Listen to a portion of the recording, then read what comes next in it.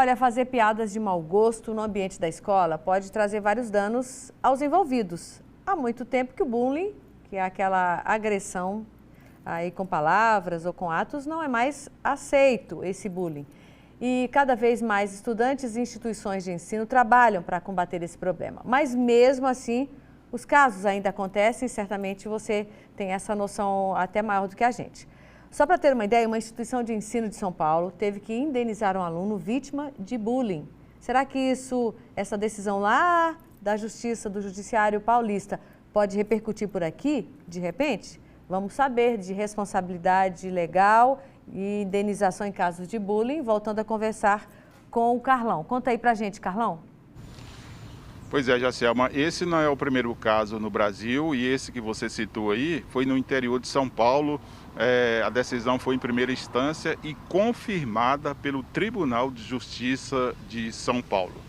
Mas o que acontece quando a criança ou o aluno sofre bullying dentro da escola? Eu estou aqui com advogado e professor Ayrton Schutz, que vai explicar para a gente sobre esse caso. Professor, esse caso é auto-aplicável?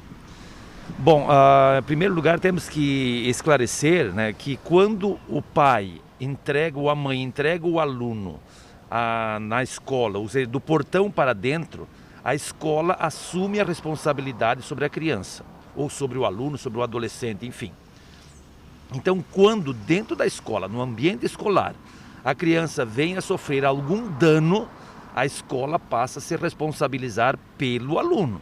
Lembrando que se for escola pública, é o Estado ou o município, o poder público. Né? Sim, sua observação é muito oportuna. Quando a escola é pública, é o Estado que assume, o Estado ou o município, ou a União, se for o caso. Mas quando é escola particular, nesse caso, a própria escola assume a responsabilidade de cuidar do aluno. Então, se o aluno sofre um dano, ou físico ou moral, a escola passa a responder pela indenização.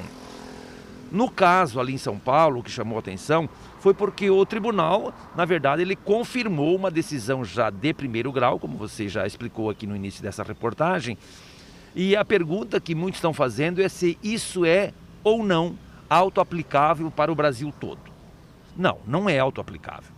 Cada caso é um caso, né? Cada caso é um caso. Isso foi decidido no Tribunal de Justiça de São Paulo. Tem muitas outras decisões já Brasil afora. E é claro que isso vai formando aquilo que nós chamamos de jurisprudência. Então as decisões reiteradas dos tribunais vão fazendo corpo e isso passa aos poucos cada vez mais sendo aplicado nos casos concretos, também, obviamente, aqui no Tocantins. Agora, doutor, voltando à questão da escola particular, o pai paga por um serviço, o aluno é consumidor no caso. Nesse caso aí, entra a Lei de Defesa do Consumidor?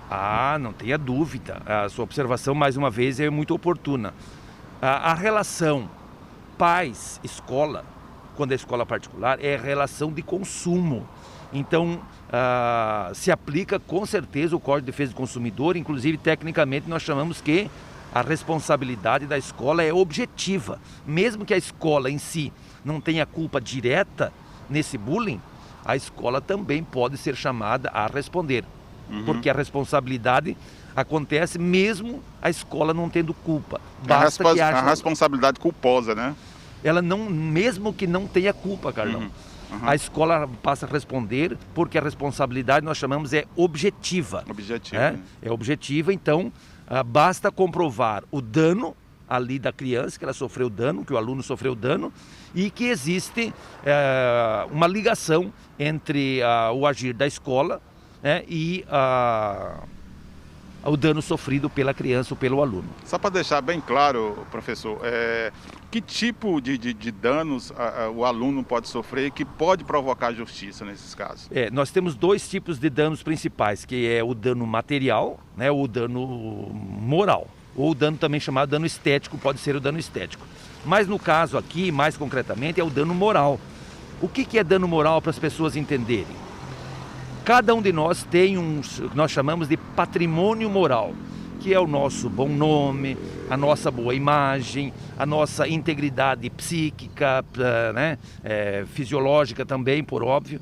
Então, quando isso é atingido, isso causa para nós um prejuízo moral, um dano moral.